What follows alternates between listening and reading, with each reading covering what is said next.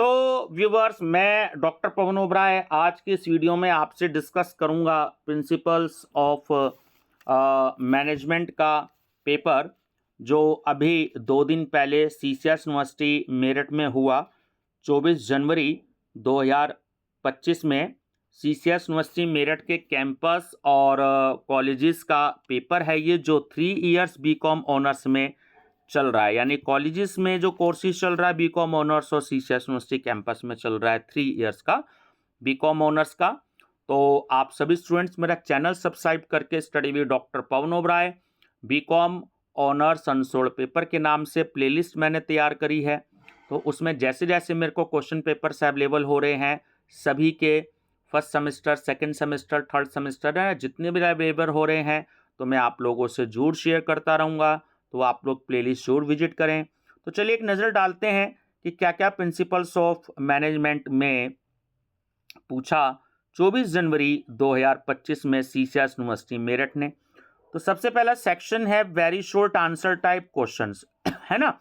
तो 2 मार्क्स के क्वेश्चंस हैं और इसमें आंसर लिमिट पूछी है 75 वर्ड से ज़्यादा ना हो। तो अब देखिए इसमें आपको 75 वर्ड्स में आंसर देना है मैक्सिमम, यानी कि आपकी 8 से 10 लाइन। ठीक है, अब इसमें आपको क्वेश्चंस कितने करने हैं? आपको 5 क्वेश्चंस करने हैं। इसमें देखिए पैटर्न हर पेपर का अलग अलग है। मैंने अभी पेपर अपलोड किया है बिजनेस एनवायरनमेंट, उसमें पार्ट ए में पूछ लिया 10 वेरी शॉर्ट क्वेश्चन और फिर लॉन्ग क्वेश्चन पूछ लिए, है ना, 5 तो वो आपको करने हैं उसमें।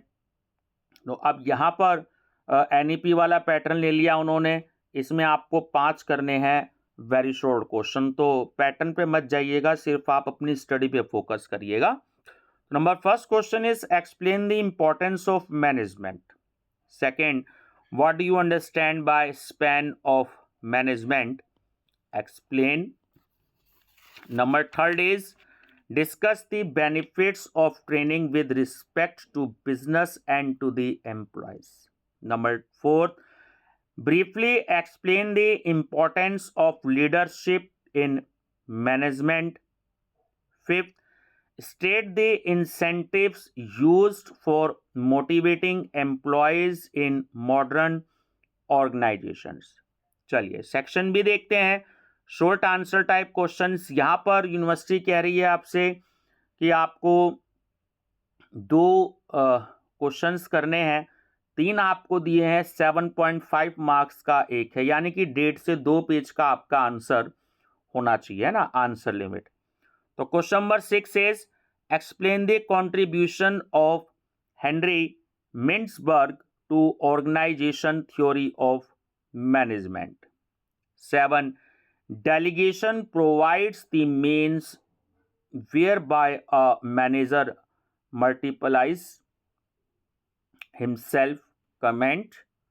8th is explain Herzberg's two-factor theory and differentiate it from Maslow theories of need hierarchy। यानी कि मोटिवेशन की जो 2 बड़ी ही इंपॉर्टेंट थ्योरी होती हैं, हर्जबर्ग थ्योरी पहली और दूसरी मास्लो थ्योरी, आप वो दोनों याद करिएगा प्रॉपर तरीके से, और फिर उसमें एक डिफरेंस होता है वो याद करिएगा। ठीक है, और फिर मैकग्रेगर की एक्स और वाई थ्योरी है ना, ये आपको जरूर याद करनी है। ठीक है, उसके बाद आपका सेक्शन सी है लॉन्ग आंसर टाइप या डिटेल आंसर टाइप क्वेश्चंस। तो यहाँ इंस्ट्रक्शंस ये गिवन है कि आपको 5 लॉन्ग क्वेश्चंस गिवन हैं और आपको जो है इसमें 3 लॉन्ग क्वेश्चंस करने हैं। तो 400 से 500 वर्ड्स के बीच में आपका आंसर होना चाहिए, यानी कि 4 से 5 पेज का आपका आंसर कम से कम जरूर होना चाहिए। 15 मार्क्स का आपका एक क्वेश्चन है। ठीक है, तो 9th क्वेश्चन है define the term levels of management. What are the different levels of management, explain the functions to be performed at each level. 10th, write a brief note on centralization and decentralization. Discuss the importance of decentralization. 11th, what are the different methods by which an organization can train its employees? Discuss them. in brief. 12.